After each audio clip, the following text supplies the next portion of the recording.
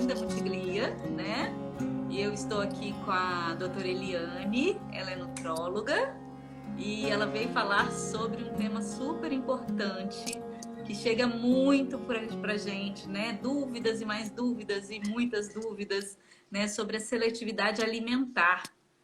Então a gente vai aprender muitas coisas e eu estou bem ansiosa, desejosa por conhecer, por aprender, né? Para a gente conseguir desmistificar muitas coisas, não é, Eliane? Com certeza. E isso Mistificar. eu acho que é o mais importante, né? Esclarecer para todo mundo, principalmente para os pais, né? Que não têm tanto conhecimento, assim, às vezes se deparam com uma criança que parou de comer ou então começou a selecionar um tipo de alimento e não sabem o que fazer. É verdade. Então, assim, só para. Porque a gente não sabe, né, se está chegando pessoas que nos conhecem, mas nós somos a Multiglia, que é uma clínica multidisciplinar. Nós temos o foco no humano, né, Eliane? Nós temos o foco no humano, então a gente pensa em tratar a pessoa como um todo. Então, se chega uma criança, a gente precisa dar atenção a esse ambiente onde essa criança vive, as pessoas que são as cuidadoras dessa criança. A gente precisa entender qual a especialidade cabe melhor para aquele determinado momento, né, onde a criança está, né, do adoecimento dela, do transtorno, da Exatamente. dificuldade, enfim, né? Se o E adulto chega, o adolescente, a gente precisa também dar o apoio às pessoas que estão levando esse adolescente, que dificuldade é essa, o que a gente pode fazer para auxiliar num processo, né? e principalmente no quesito da seletividade, porque ele é um tratamento multidisciplinar, ele não é apenas um tratamento com um único profissional, envolve vários profissionais para esse tratamento, né? Cada criança, cada paciente, ele vai demandar um cuidado específico, então, assim, cada caso ele tem que ser analisado com cuidado. A gente acha, né, Eliane, que isso acontece não só na seletividade, mas na seletividade a gente sabe que isso é imprescindível, né? Mas não só na seletividade alimentar, né? Tem muitas dificuldades. Você veja que às vezes a criança chega com uma queixa de dificuldade de aprendizagem escolar. E Sim. aí é uma dificuldade que comparece na escola, que comparece também em casa, porque a criança não consegue atender alguns comandos, mas quando a gente vai investigar, muitos profissionais são profissionais indicados para tratar, para, né, para trabalhar com essa criança. É o psicólogo, o psicopedagogo, vários, né? Às vezes é o fonoaudiólogo, só que a gente vai além. A gente vai também pensar na questão alimentar. Exatamente. Então, olha bem, a queixa veio lá da escola, mas a gente precisa olhar como um todo. E nesse olhar como um todo vem a alimentação, que é comportamento, né? Alimentação é comportamento, mas a alimentação é algo além. E o profissional mais habilitado, né, é o nutrólogo. E aí tem né, os outros profissionais que atuam. Então tem o nutricionista, né, A tem o psicólogo fonoaudiólogo, o próximo, psicólogo, a isso. fonoaudióloga, que é tão importante, né? Opa, colocaram uma luz aqui em mim?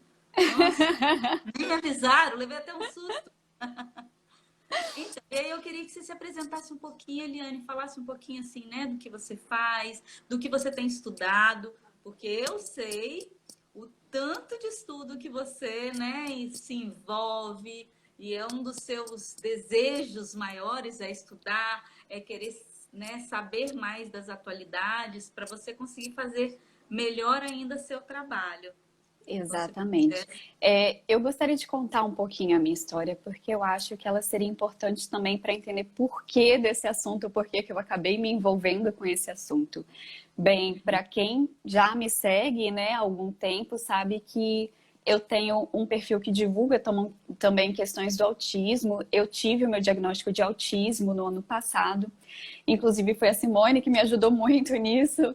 Oi. E uma coisa que é muito marcante na minha história, principalmente na minha infância, É a questão da seletividade alimentar. A minha mãe passou por isso, então eu era aquela criança que separava os alimentos por cor, por tipo, por tamanho.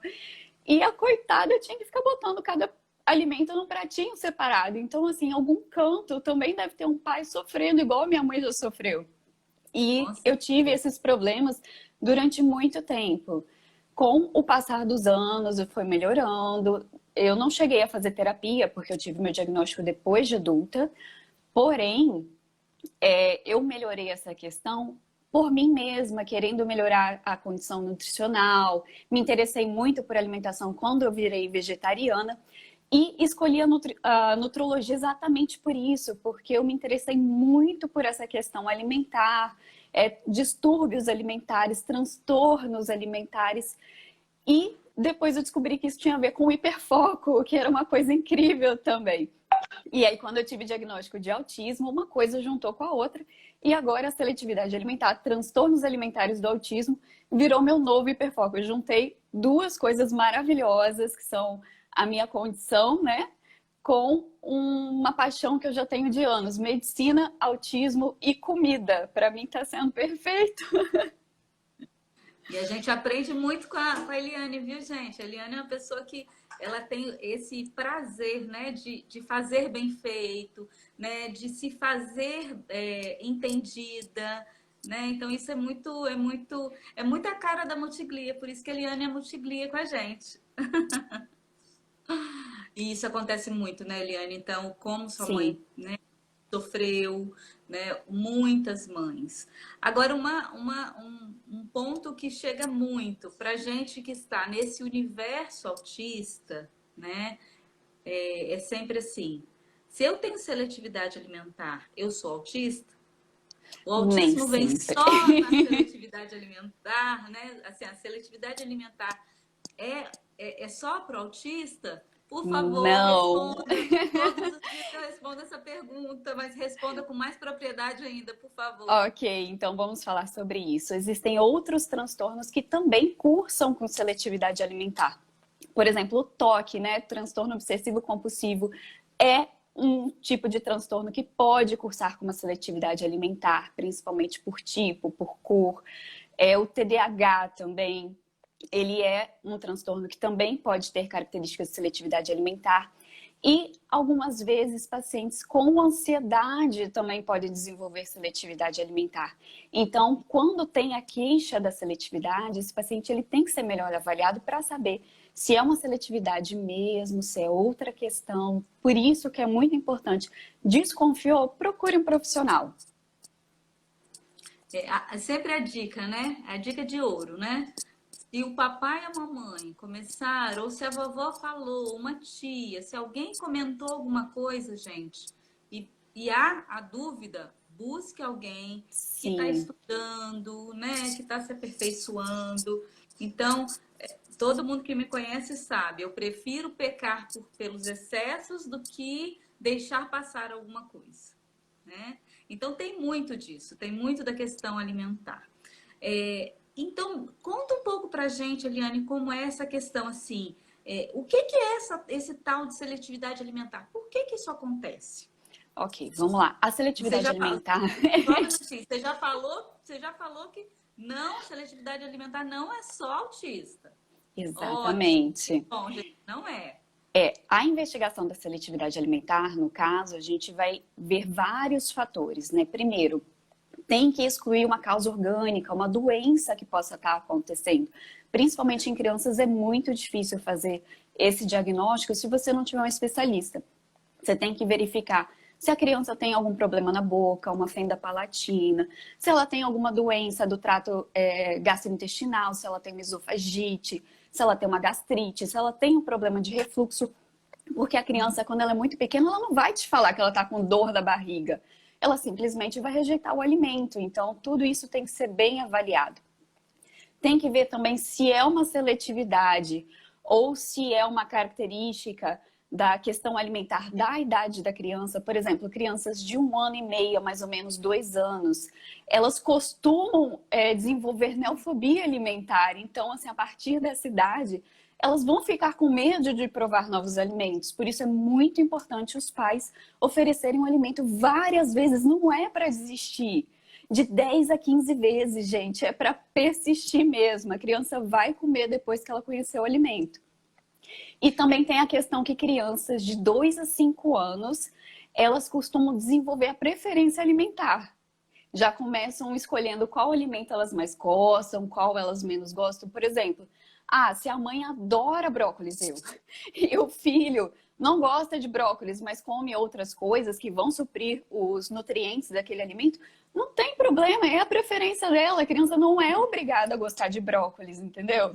Agora, quando a criança começa a restringir muito os alimentos, e isso começa a provocar prejuízo no desenvolvimento, prejuízo no crescimento, déficits nutricionais, aí tem que procurar um especialista para investigar se pode ser do transtorno de seletividade alimentar. E a gente tem agora, entrou para o DSM-5, né? Vai entrar, que começa ano que vem, não é isso? O TARI, que é o transtorno alimentar seletivo, né? Que a gente vai ter agora algumas características que a gente vai poder dizer se a seletividade é uma doença, é um transtorno que tem que ser tratado mesmo ou não. Que é quando você vai ter o prejuízo do crescimento, né? Prejuízo nutricional, que a criança precisa de tratamento dessa parte. E isso gera um transtorno emocional muito grande. Então, essas são as principais características do TARI. Você percebe que aquilo afeta a vida da pessoa. E afeta mesmo, né? Então, assim, tem pessoas que têm alguma seletividade em relação à textura, não é? Sim. Então, você percebe que... E aí precisa dos pais estarem muito atentos, eu penso assim, né, Eliane? Sim. Estarem muito atentos pela questão da gente perceber que tipo de seletividade é essa, que momento a criança rejeita aquele alimento, né? Não desistir nunca, né? Assim, no primeiro... Sim, é o mais importante. Não desista da criança, gente. Não é birra. É um problema realmente que precisa de tratamento. Isso. E aí, insistindo com a criança, mudando a forma, né? Se é banana, Isso. busque formas de apresentar essa banana, né? Mude, cante músicas sobre a banana, né? A gente brinca muito lá na clínica que a gente trabalha a seletividade alimentar em vários espaços. Isso. Então, Uma coisa importante também é deixar o alimento para a criança conhecer. Por exemplo, deixa o alimento exposto para a criança. Deixa a criança te ver comendo esse alimento para ela saber que o alimento é legal. Outra coisa interessante é, quando você for apresentar um alimento para a criança, não diga se o alimento é gostoso, diga as características do alimento. Eu acho que a Simone pode falar melhor disso pra gente, né? Porque a criança, ela não sabe o que é gostoso ainda. Para você pode ser gostoso, mas ela pode odiar aquilo depois. Então, assim, ajude a criança falando da textura, da temperatura do alimento. Isso é muito mais importante para ela. Dos benefícios desse alimento, Sim. né? O quanto esse alimento ele vai deixar você mais rápido ou mais feliz, né? Existem alimentos que nos deixam mais felizes, né? E as O quanto... pesquisas mostram, né, que as crianças elas reagem bem a essas informações nutricionais, por incrível que pareça. Se você contar para uma criança que aquele alimento é importante para o crescimento dela, é importante por causa de tal vitamina, ela vai se interessar. Sim, isso é muito importante. Eu vou contar até uma historinha aqui. Se a minha mãe estiver aí, ela vai lembrar disso. Se ela estiver nos ouvindo, ela comia e eu sempre gostei muito de saladas, eu gostava de tudo. Não precisava nem amassar a pedra podia estar até inteira. E eu gostava de folhas. E ela olhava assim, e fazia na minha frente e comia assim. Só para você que eu posso dizer que eu não gosto desse negócio aqui, era alface. E é só para você, porque para suas irmãs eu não posso falar, porque senão elas param de comer. Então, olha que interessante, ela já tinha, né, essa sensibilidade de mostrar que o Sim. alimento é saudável e não dizer que ela não é. Ela não dizia isso. Então, papais, por favor, não falem que não gostem de determinado alimento. Sim. Se uma casa ela é privada, por exemplo, de frutas, como essa criança vai reconhecer que a fruta é saudável, como que ela vai reconhecer, né, a presença daquele alimento tão importante para a vidinha dela. Então, por É, favor, deixe a amostra, né? É importante colocar a mesa, né? brincar de Colocar, comidinha. brincar de comidinha, deixar próximo, né? Para que a criança tenha acesso ao alimento, né? É importante você trabalhar até o cheiro do alimento, né? Nossa, Sim, que manga cheirosa, deve estar deliciosa, né? Isso é importante. A criança está sempre atenta, né? E como próximo à sua criança, né? E por isso é tão importante a mesa, né, Eliane? Assim, isso. é importante sentarmos à mesa, né? Hoje em dia, às vezes, a gente não tem tempo disso, Ah, mas eu sempre oriento as famílias, né? Ah, Marcele está colocando ali piquenique, ótimo, né, Marcele? Marcele ótimo. é ONU, sabe? A Marcele ama fazer piquenique lá na Multiglia Ai, com que os maravilha. pacientes. Então, eles escolhem o cardápio e fazem o piquenique. Isso é muito maravilhoso. A Marcele, né, faz isso sempre. É, É outra dica muito legal legal. também, né? É a questão que você estava até implementando, que é deixar a criança participar da construção do alimento, da refeição. Quanto mais a Sim, criança participa, mais ela entende a questão alimentar. E para ela isso é muito importante. é muito importante. Então, construir, pensar, né, verificar o que tem de bom nesse alimento, o que tem, né, de não tão bom, não tão saudável, fazer escolhas. A gente sempre Isso, parte do princípio da gente fazer com que as crianças escolham, né, façam escolhas e aí a gente faz escolhas limitadas. Então, a gente apresenta dois sim, alimentos. Qual dos dois você quer? Né? Claro que dois alimentos isso. sejam bons para a criança, né? Então, assim, é muito importante, né, a questão da alimentação. Uma outra coisa, Eliane, que me chega muito no consultório, eu acredito que para toda a equipe, é porque os pais ficam se perguntando, mas por que acontece essa seletividade alimentar? A Isabel chegou agora, a Isabel é a nossa outra fono. Boa noite, Isabel, que Boa bom que você está noite. aqui. Então, o que causa essa seletividade? Você já explicou, né, a data, o ano lá que a criança começa a fazer essa seletividade, mas existe uma causa? Você pode nos Então, explicar? essa neofobia, ela é normal nas crianças, nessa idade que eu falei, de 1 ano e meio a 2 anos, é normal isso acontecer. Porém, na seletividade alimentar, né, no transtorno da seletividade alimentar, a gente costuma ter algumas causas específicas que a gente vai destrinchando pelos tipos de seletividade. Quando a criança ela começa a selecionar alimentos por cores, por tamanho, a gente percebe que é uma questão mais cognitiva, uma rigidez de pensamento da criança, que ela começa a perceber o formato e as cores dos alimentos e começa a preferir somente aqueles alimentos. Então, neste caso, o tratamento com a terapia ocupacional é fundamental. Não pode chegar para a criança de uma vez só e tentar colocar aquilo que ela não vai comer, porque ela vai ficar assustada com outras texturas, né? Então, por exemplo, no TEA pode acontecer isso, né? No autismo pode acontecer isso, no toque pode acontecer esse tipo de coisa, mas existe algumas questões mais importantes, que são algumas questões mais difíceis de serem tratadas, porque demoram um pouquinho mais, que são as questões com a sensibilidade sensorial. Nós temos 3 tipos diferentes de questões de sensibilidade sensorial ligado à alimentação. Nós temos aquela criança que ela vai ser mais hiperresponsiva à textura, geralmente é uma criança que ela não suporta texturas diferentes, é aquela criancinha que não vai conseguir colocar o pezinho no chão, que não vai conseguir sentir a grama, que vai ter problema com etiquetas, texturas de tecidos. Essa criança vai ter muita dificuldade de levar alimentos de texturas não preferidas na boca.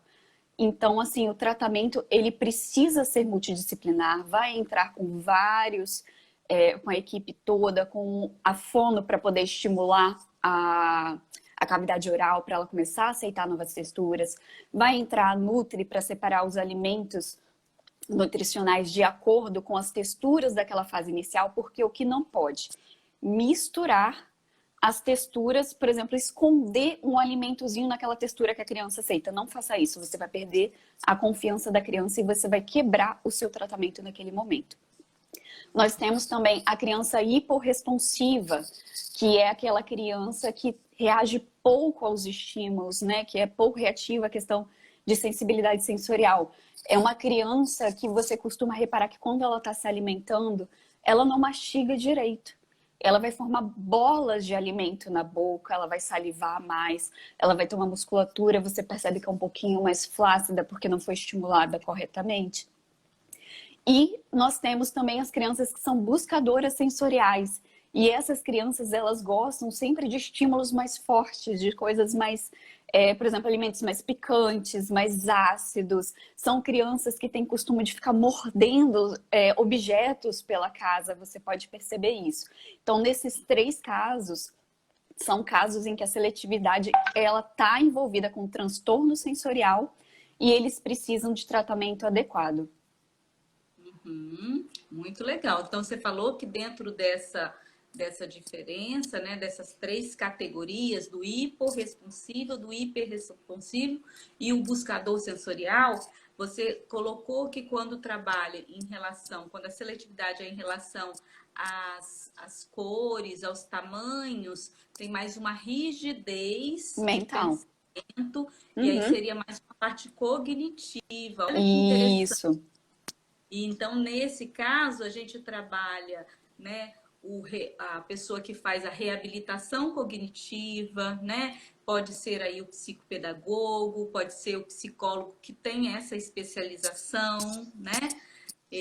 Na parte do hipersensível, né, responsivo, o TO vai trabalhar muito bem, Sim. né?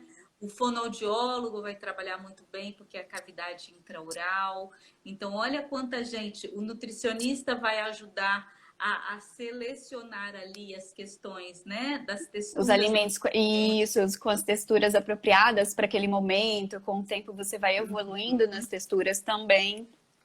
E sempre com acompanhamento médico, né, para saber se a criança está evoluindo bem, se ela está bem nutrida, se ela está crescendo de acordo com as curvas do crescimento, se ela não desenvolveu nenhuma outra doença, se não tem uma infecção envolvida, se não tem uma parasitose. Então, tudo isso é importante para o tratamento dessa criança. Olha quanta coisa interessante, quantas pessoas envolvidas, né? E lá na Multiglia a gente consegue, né, fazer esse trabalho em conjunto, isso é muito legal, né? Isso a gente vê o resultado aparecendo bem rapidinho, né? Muito legal. Sim. Uma coisa que você falou, que eu não sei se está, né? Às vezes tem gente chegando, mas para não esconder os alimentos, né? Não de façam isso. diferentes que ela não gosta, junto com aquela textura que a criança gosta. Só estou reforçando ali, não né? façam uma pessoa isso. entra, outra sai, né? Você perde a confiança da criança e é uma coisa que você não pode perder, porque todo o tratamento da seletividade, ele é baseado nisso, na confiança da criança com a família, com quem está tratando ela. Então, por favor, não enganem a criança. Tá certo. A Isabela fez uma pergunta. Quem quiser fazer pergunta pode fazendo, né, Eliane? É sempre bem aberto assim, né? Ela fez uma pergunta em relação a o que é seletividade alimentar, qual a diferença entre seletividade alimentar e preferência alimentar. Essa dúvida, Isabela, chega também muito pra gente, né? Sim, a questão da preferência alimentar foi o que eu mencionei, que geralmente ela ocorre entre os 2 a 5 anos, por aí, que é quando a criança começa a selecionar os alimentos de acordo com o paladar dela. O que tem que tomar cuidado, né? Crianças costumam ter o paladar no começo desenvolvido para doce e salgado. Então, se os pais costumam oferecer muito salgadinho, muito biscoito, muito refrigerante, essas coisas com certeza vão entrar na preferência da criança. E depois vai ser muito difícil tirar. Então, assim, por isso que é importante nos primeiros anos da criança, desde a introdução alimentar, oferecer o mais variado número de alimentos possíveis, de preferência os mais saudáveis, para a criança já ir experimentando, para quando ela chegar nessa idade, ela desenvolver a preferência alimentar, mas de uma forma nutricionalmente correta, de ter o suporte alimentar adequado e não ficar restrita a poucos alimentos. E aí, como que a gente vai separar essas crianças que tiveram essa preferência alimentar inadequada das crianças da seletividade alimentar? Com uma avaliação. Tem que ser avaliada, vai ter que fazer toda uma história familiar, né? Uma busca de qual é a alimentação dessa criança, como essa alimentação ocorre, e por isso que é muito importante o profissional especializado. Não é qualquer profissional que vai fazer esse diagnóstico. Uhum. Então, a gente pode pensar que aquela família, né, que come menos frutas, menos verduras, faz opção por mais frituras, né, algumas famílias, elas começam a introdução alimentar e não seguem esse cardápio mais saudável. Então, se come de tudo, mas o tudo é muito menos variado, e muito menos saudável. Então, essa criança exposta a essa prática, ela pode desenvolver uma seletividade alimentar?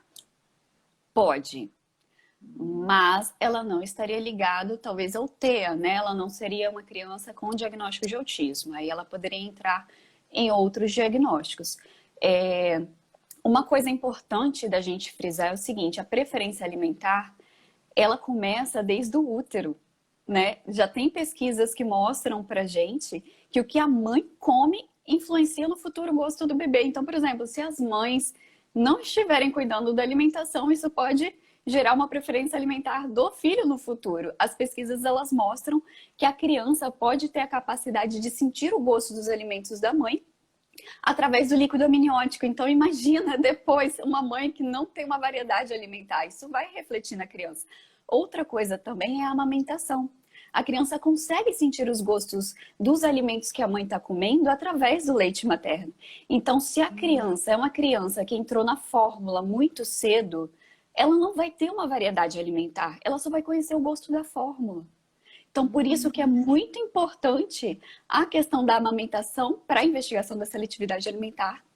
É uma coisa que a gente sempre pergunta na investigação, porque tem esse reflexo também. A criança é investigada se ela teve contato com variedade alimentar desde o útero, desde cedo. E quando ela começou também a alimentação, né? É preconizado a partir dos 6 meses, porém algumas crianças têm a função oromotora bem desenvolvida, pode ser introduzida a partir dos 4, mas tudo isso tem que ter uma investigação adequada para saber qual tipo de alimento que ela vai poder comer para você poder começar a introduzir. Uhum. Nossa, quanta coisa importante, não é? Olha, que interessante.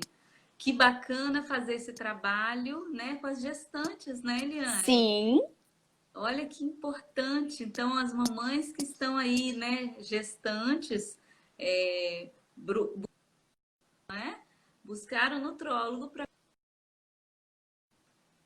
conseguir ter essa orientação. sim. Que bacana. A Né? nutrição Aí as pessoas falando.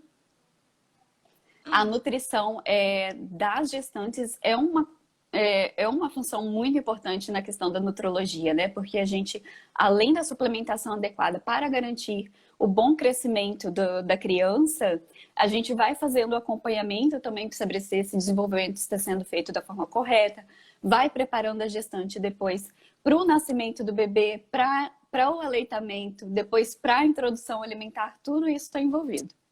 Olha, então, Eliane, mas é porque a gestante, né? Acho que todo mundo sabe aí, eu fui gestante 4 vezes, tenho 4 filhos, é, mas na época a gente não sabia que, bom, não sei se essa pesquisa é tão recente, mas a gente sabe da alimentação, quão importante é, né, para o desenvolvimento nutricional do nosso bebê. Mas que isso também ajuda na seletividade, né, na preferência alimentar. Nossa, isso é fantástico, né? Isso é uma coisa muito importante da gente estar divulgando mesmo. Muito Sim. bacana, muito bacana. E quantos chegam, né, lá na clínica e falam que realmente, eu não gosto disso, então é difícil para eu oferecer para o meu filho. Isso acontece muito, Uhum. né? Você imagina a mãe que tem uma grande seletividade alimentar, né? Sim. E como que ela pode fazer, Eliane? Qual é a dica que você dá, né, para essa mãe que ela é mais seletiva, para Nesses ajudar? casos, a gente vai avaliar a questão desses alimentos dessa mãe, né? Se esses alimentos eles comportam todos os quesitos nutricionais para o bom crescimento dela e da criança. Por exemplo, se o alimento que ela não gosta, se a gente tirar ele, se tiver como substituir por um outro que ela gosta, não tem problema, a gente vai substituir. Ninguém é obrigado a gostar de todos os alimentos que existem, mas existem alguns alimentos, por exemplo, uma classe de alimentos que é fundamental. Se a restrição ela abrange uma classe muito grande de alimentos, de alguns tipos de vitaminas, minerais, aí a gente vai ter que fazer um tratamento, muitas vezes suplementando e fazendo também o tratamento da seletividade alimentar com essa mãe. Uhum. Olha que importante. Chegou uma pergunta aqui assim, ó. Se não gosto muito de um alimento, mas sei que ele é bom, é possível meu cérebro aceitar esse alimento? Quanto tempo, em média, isso levaria? Ó, respondendo essa pergunta, puxando o gancho no que eu acabei de falar, a gente vai entrar nessa questão. É apenas um alimento? É um grupo de alimentos? Porque aí vai ter diferença.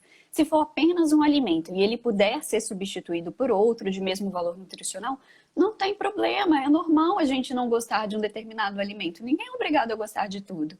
Agora, se abrange uma classe de alimentos que são importantes e que você não consegue comer nenhum deles, aí a gente tem que entrar no tratamento e vai depender da adesão do paciente também, no caso de pacientes adultos, vai depender da adesão deles, mas em crianças, geralmente, a gente vê que leva alguns meses até você ter um bom resultado, né? Então, não é uma coisa rápida. Então, mamães e papais, não se precipitem. Eu sei que é normal ter ansiedade nesses momentos, de querer fazer a criança comer. Não forcem a criança a comer, por favor. Deixem a criança no tempo dela, 1 hora isso vai acontecer. Geralmente leva um pouquinho mais de tempo do que os pais gostariam. Uhum. Então, mas aí você fala uma coisa e eu sei como que o papai e a mamãe ficam em casa pensando, né? Deixa a criança que vai chegar o tempo, mas só reforçar, né? Apresentar mais Não. vezes, né? Mudar as Isso. formas de apresentação, comer na frente da criança, não é? Lembrando Então, para quem isso chegou é agora. imprescindível. É. Lembrando para quem chegou agora, tem que apresentar o alimento de 10 a 15 vezes antes da criança se habituar com aquele alimento. Então, assim, tem que persistir. Outra coisa importante é não fixe uma refeição ao alimento. Por exemplo, eu quero apresentar, sei lá, couve para o meu filho e vou fazer isso todo almoço. Não faça isso. Ele vai associar aquela refeição àquele alimento e ele vai começar a evitar aquela refeição. Então, faça o seguinte: pegue este alimento, apresente de formas diferentes em horários diferentes, por exemplo, no lanchinho, no almoço, na janta, vá variando também os horários da refeição e as formas de preparo. Olha que dica bacana, muito bom, muito legal, Eliane. Eu acho que, ó, tá ajudando muita gente. Tem uma outra pergunta: existem milhares de alimentos e milhões de combinações. Como resumir tudo isso em algumas poucas combinações ou classes Vamos lá, para então. não ficar perdido? Essa questão a gente vai ter que entrar um pouco na questão da nutrição, porque nós temos o que a gente chama de macronutrientes e os micronutrientes. Todos eles são importantes para o funcionamento do nosso organismo. Os macronutrientes têm a classe das proteínas, né? Que a gente tem as proteínas de origem vegetal, origem animal, que são as mais conhecidas. Tem os carboidratos e nós temos os lipídios. Então, por exemplo, se você tem, durante a refeição da criança, do paciente, uma variação adequada destes nutrientes, está tudo bem, está tranquilo, pode deixar a criança se alimentar daquela forma. Aí nós temos também os micronutrientes, que são as vitaminas e os minerais. Quem vai fazer essa adequação? Um nutricionista, um nutrólogo, porque ele vai conseguir identificar esses alimentos se você está consumindo esses alimentos de forma adequada na sua refeição. Às vezes, a pessoa não é obrigada a saber quais alimentos contêm vitamina A, quais alimentos contêm vitamina C, D. Então, assim, tá na dúvida? Procure uma ajuda para ser feito da forma mais adequada possível. Eu vou dar algumas informações para vocês que pode parecer engraçado, mas, por exemplo, a vitamina D. Eu fiz meu trabalho de conclusão de curso baseado na vitamina D. E uma coisa que me chamou muita atenção, que as pesquisas mostravam que a grande maioria da população mundial, principalmente a brasileira, tinha vitamina D baixa, apesar de comer muitos alimentos com vitamina D e ser exposto ao sol. Então, assim, não dá para saber, não se cobre isso. Tá na dúvida? Procure o profissional, procure o nutricionista, procure o nutrólogo para saber isso de forma adequada. Mas uma dica que é fundamental: tenha o prato colorido. O prato mais colorido possível, você vai garantir sempre em todas as refeições uma classe mais variada desses nutrientes. Então, geralmente é o que a gente indica: prato colorido e tem a regrinha dos 5 ao dia, né? Que é, por exemplo, 3 frutas e 2 legumes e verduras ao dia, 2 porções, né? No caso. Então, 3 porções de frutas e 2 porções de legumes e verduras ao dia. Com isso, você vai garantindo o maior aporte nutricional. E engraçado que houve uma pesquisa sobre isso muito bacana, que foi pedido para que as pessoas simplesmente fizessem isso, elas não precisavam saber nada de vitamina, nutriente, nada, simplesmente que elas comessem dessa forma, um prato mais colorido, mais frutas e verduras, e verificou-se depois que os níveis nutricionais delas estavam ótimos. Então, assim, faça isso, mas se está na dúvida, procure ajuda, a gente pode ajudar. Olha que legal. E o arroz e feijão? Arroz e feijão, amo. Por favor. Arroz e É feijão. necessário? Arroz e feijão é um ótimo alimento, ótimo, perfeito, assim, é aquela coisa que o brasileiro acertou em grande questão. O arroz e o feijão, eles são tão bons, que somente eles já são uma refeição completa de todos os aminoácidos essenciais que o nosso organismo precisa. O aminoácido que falta no arroz tem no feijão. Então, se você comer os dois, pronto, você já conseguiu a sua quantia de aminoácidos necessários do dia. E eles são alimentos relativamente mais baratos. O feijão é rico em proteínas. O arroz, de preferência, o arroz integral, porque ele vai ter fibras, ele vai ajudar no funcionamento do seu intestino, vai melhorar a microbiota intestinal. Então, assim, tem um arroz e feijão em casa, é maravilhoso. Que legal. E em relação a essa questão, até mesmo da constipação, tem crianças que são mais constipadas, né? Sim. O que que você dá assim de dica? O que que se pode fazer em termos alimentar? Essa questão aí, no caso, ela tem que ser investigada. Qual a causa da constipação? Se a causa da constipação ela vem de algum outro transtorno, se pode ser de uma intolerância alimentar também. Lembrando também que crianças com autismo, elas têm de 80 a 90% de chance de terem um transtorno alimentar com intolerância, com alergias. Então, é muito comum. Eu, por exemplo, tenho intolerância a glúten e isso causa alteração no intestino. As crianças com autismo também têm o intestino mais inflamado. Elas têm alterações da mucosa do intestino e tudo isso se reflete em alterações ou para diarreia ou para constipação. E a gente tem que ver também a questão de que crianças com autismo também têm uma flora bacteriana alterada. Uma flora bacteriana saudável é muito importante para o funcionamento do intestino. Uma coisa que garante muito o funcionamento do intestino é alimentos ricos em fibras, né? Você comendo fibras, você regula essa flora bacteriana e você tem uma melhora do funcionamento. Entendi. Então, assim, precisa investigar, né, Liane? É sempre essa questão. Eu falo que o papai e a mamãe em casa, eles têm uma função máxima, que é de estar atento ao seu filho, de estar atento ao que está acontecendo. Meu filho, né, sempre tem uma constipação, né, ou frequentemente tem uma diarreia, ou as fezes mais pastosas. Em primeiro lugar, observar, né? Eu acho que eu sempre indico fazer uma correlação, né? essa constipação veio, e o que que aconteceu antes, né? O que que foi, como que a criança se alimentou no dia anterior ou em 2 dias anteriores, né? Sim, Como é que está a questão do líquido para essa criança? Ela está tomando bastante sim. líquido, não está, né? Então, isso Tem é que investigar importante também se a saber. criança queixa de dores abdominais, se ela tem distensão, se a barriguinha cresce, se ela Uhum. reclama muito, né? Então, tudo isso tem que ser investigado. Pode ser algum sinal de alergia ou intolerância.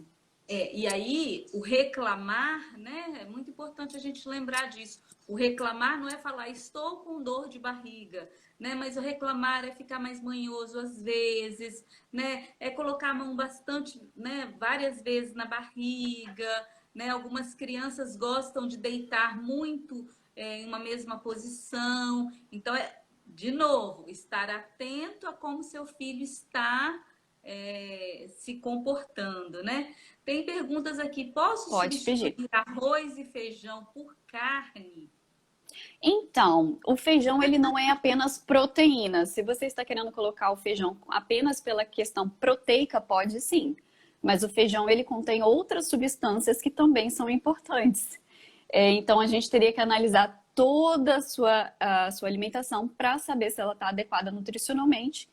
E não tem problema você tirar o feijão. Você pode colocar uma lentilha, um grão de bico também, não tem problema nenhum. Então pode substituir o feijão pelo grão de bico, pela lentilha. E o arroz, Eliane? Porque a gente pode substituir o arroz por qual outro alimento? Aí a gente vai pensar em outros cereais, né? No caso, cereais integrais. Nós temos o trigo, nós temos. Ai, fugiu o nome agora. É um que eu tenho, eu sou obrigada a comer, por exemplo. Linhaça? Não, linhaça, ela não entra nessa categoria.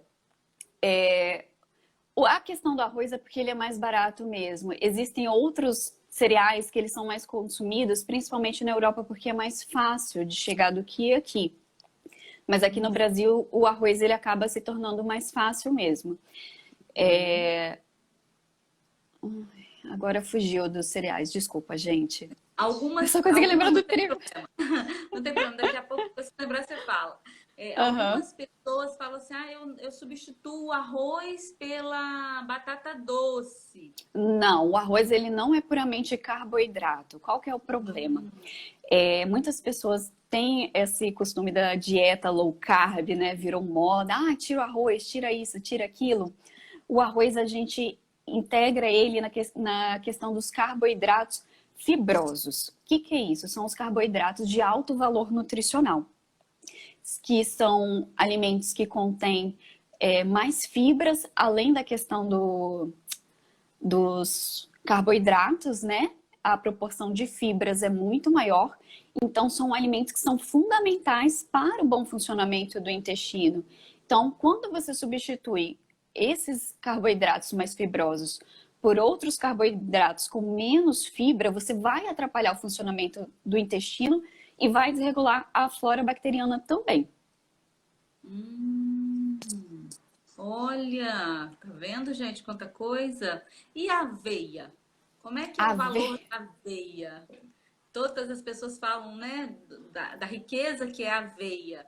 Então, a aveia pode substituir algum desses alimentos ou não? Ou ela pode entrar? Como que ela pode entrar na nossa alimentação? A aveia é um bom substituto para lanchinhos, na verdade, né? Ela não substituiria uma refeição principal. Ela é sim um ótimo alimento de ótimo valor nutricional e poderia ser uma alimentação complementar para fibras, né? Ela é muito boa para o funcionamento do intestino. Ela tem uma porcentagem um pouquinho elevada de proteínas, mas não chega às características da carne, de outros alimentos. Mas assim, é como eu estava te falando, essa história de substituir um alimento pelo outro, a gente tem que avaliar o conjunto, né? Tirar simplesmente um alimento e colocar outro, como que está a sua alimentação total? Ela está completa? Você está tirando um alimento e substituindo por outro de mesmo valor nutricional? Ou simplesmente por uma classe nutricional? Porque tem que avaliar direitinho isso. Olha, muita coisa, hein, gente? Que legal. Tem uma outra aqui, uma outra pergunta, uma criancinha que não gosta de comida pastosa, de iogurte, de papinha, de etc. Ela Uhum. aprender a, como que ela vai aprender a comer, né? E o caso da criança autista, ela aprende também a Sim, comer sim. esse É, tipo de nesse caso, é da alteração sensorial, né? Que você já vê que entra o quesito da textura. A criança não tolera a textura pastosa, as texturas mais líquidas. Então, sim, acontece muito no autismo. E você vai fazendo essa alteração de textura gradual. Por exemplo, pega um alimento que ela gosta, geralmente são alimentos mais secos, e você vai aumentando a umidade daquele alimento aos poucos, né? Vai adicionando um caldozinho, um líquidozinho, bem aos poucos, bem sutil, e apresentando isso para essa criança. Com o tempo, quanto mais você apresentar, mais a criança vai aceitando aquele alimento, até conseguir chegar naquela textura que você deseja. Uhum. E é muito importante também, né? Aí a gente trabalha com reabilitação lá na clínica, a gente trabalha também com as texturas, né? Via tato. Então a gente produz coisas, né? A gente produz a gelatina e a gente sente a textura, por exemplo, da gelatina, ou a gente trabalha com uma mistura, né? Aí na via da integração sensorial, né? Então a gente mistura texturas de alimentos, né? Então a gente coloca um pouco da água no trigo, né? Na água em outras sementes. A gente vai sentindo, né? No sagu, é muito interessante que a gente vai hidratando o sagu para a gente, né, ir sentindo a textura e a criança vai experienciando essa textura via tato, que vai auxiliar também na textura intraoral, né? Isso por quê? Porque o cérebro, quando a gente trabalha a parte da integração sensorial, o cérebro vai conseguir captar aquela informação daquela textura. E ele vai fazer um processamento daquela textura e isso vai facilitar essa textura entrar via intraoral, né? Muito Sim. interessante. Então não é só na boca que É, a e gente lembrando tem. também que a alimentação é treino, gente. A criança aprende a comer, então ela tem que treinar. Você precisa mastigar o alimento até você ter a firmeza de conseguir comer aquele alimento várias vezes. Então, assim, a criança vai treinando aos poucos. Vai treinando sempre. E aí por isso que a gente não pode desistir, né? Então isso é muito Exatamente. importante, muito bacana. Nosso tempo voa aqui, né? Bom, só para ver quem chegou agora, eu sou a Simone, da Multiglia, sou psicóloga, neuropsicóloga, estudo também integração sensorial, porque eu gosto de estudar, estudo psicomotricidade, estudo tudo aquilo que envolve, né, o desenvolvimento humano. E aqui a Eliane, a doutora Eliane, que é médica, nutróloga, né? Ela teve o diagnóstico de TEA, né? Transtorno do espectro autista, agora, né? Recentemente, né? Na fase adulta. Sempre se interessou, nunca soube que isso era um hiperfoco, mas sempre se interessou por alimentos. Por isso que foi dentro da medicina, escolheu a nutrologia. E que bom que ela escolheu a nutrologia para nos ajudar. Então, ela está com muito. Nós estamos com muito orgulho de ter a Eliane, a doutora Eliane, na nossa equipe. Tá? A gente precisava muito, né, dessa profissão, dessa especialidade e dessa pessoa, né, que é a doutora Eliane. Então, ela está lá conosco e ela tem todo o interesse do mundo em ajudar aqueles que passam e passaram pela dificuldade que ela passou, né? Que a mãe dela passou pela seletividade alimentar, né, Eliane, que você teve, né?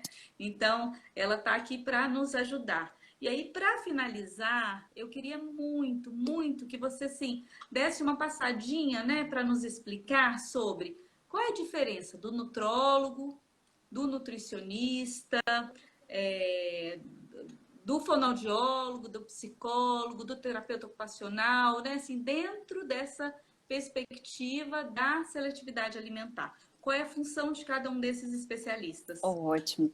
Lembrando que para o tratamento da seletividade alimentar, a gente vai precisar da equipe multidisciplinar, então a gente vai envolver todo mundo nessa. Então, assim, o psicólogo especializado em terapia comportamental, ele vai ser fundamental para as questões sensoriais da criança.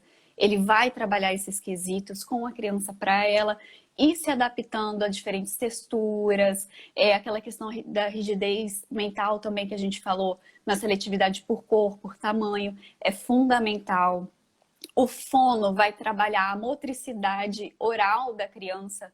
Então, por exemplo, a criança hiporreativa, que tem dificuldade de mastigar, ele vai fazendo o treinamento para a musculatura oral, para poder fazer a melhor mastigação da criança, vai fazer essa avaliação. Para a criança que é hiperresponsiva também, ele vai fazendo o trabalho de tirar essa sensibilização da boca da criança. O nutricionista é fundamental também, porque ele vai precisar ajudar a montar o cardápio adaptado para as questões daquela criança. Se é uma criança que tem questão com texturas, a gente vai selecionando receitas e alimentos que precisam, que vão se adequar a cada fase do tratamento. E o médico, né, no caso, o nutrólogo, ele é fundamental para o acompanhamento da criança, para ver se a criança está se desenvolvendo corretamente, se ela não está com uma deficiência nutricional, se não tem nenhuma outra questão envolvida, se não tem um problema de estômago, alguma doençazinha no esôfago, um refluxo, uma gastrite, se não tem um problema intestinal, se a criança está obedecendo às curvas de crescimento, quem faz todo esse acompanhamento do desenvolvimento vai ser o médico. Uhum. Então, é a equipe toda, né, Eliane? A equipe toda, isso é muito bacana, né? Da gente ter isso como visão, ter isso como primícia, né? De que não é um só profissional que vai dar conta. Então, muitos desses profissionais, né, estão ali, né, sempre tentando fazer o melhor. E lá na Multiglia, a gente trabalha assim, a gente recebe a criança, né, a gente entende como qual é a necessidade dessa criança, dessa família, e a gente vai encaminhando para os profissionais, né, que melhor vão auxiliar essa dificuldade. Então, excelente, tá todo mundo falando excelente. Eliane, foi uma maravilha ter você, né? Tá todo mundo querendo outra, já tem recadinho. Podemos fazer. Queremos outras, né? Vamos fazer sim. A gente inclusive fez hoje, né? Na quarta-feira, por conta do feriado, né? A gente tem feito várias lives nas segundas-feiras. Mas a Eliane é uma pessoa maravilhosa, ela está aqui para somar com a gente, né, Eliane? Isso está sendo muito enriquecedor para nós, é um orgulho muito grande você estar na equipe, tá? Ai, obrigada, estou muito feliz também de poder trabalhar com o que eu gosto, com o que eu amo, fazer com muito carinho e dedicação. Muito feliz. E eu sei, né, o quão dedicada você é, estudiosa você é, o quão atualizada você porque nós precisamos, além de profissionais atualizados, profissionais competentes, comprometidos, nós profissionais que fazem aquilo com amor. Eu sei que você faz com amor, né? Então, muito obrigada, foi ótimo. O tempo já foi, infelizmente, o tempo já acabou, né? A gente não consegue mais, né, estender por conta do horário, mas vocês podem mandar dúvidas, né? Ou pelo Instagram da própria Multiglia, tá? Perguntas, ou pelo e-mail contato@multiglia.com.br, tá bem? Então, ó, beijo grande para todos vocês. Eliane, muito obrigada mesmo. Foi ótimo. Excelente, tá? Nós vamos pensar em outras já, hein? Com certeza. Tá, então tá, papais e mamães, não fiquem com muitas dúvidas. Tiverem as dúvidas, nos procurem. A doutora Eliane está lá para ajudar, eu estou lá à disposição. Nós temos uma equipe maravilhosa, excelente para ajudar a todos vocês. Tá bom? Boa noite. Beijo grande. Tchau, tchau.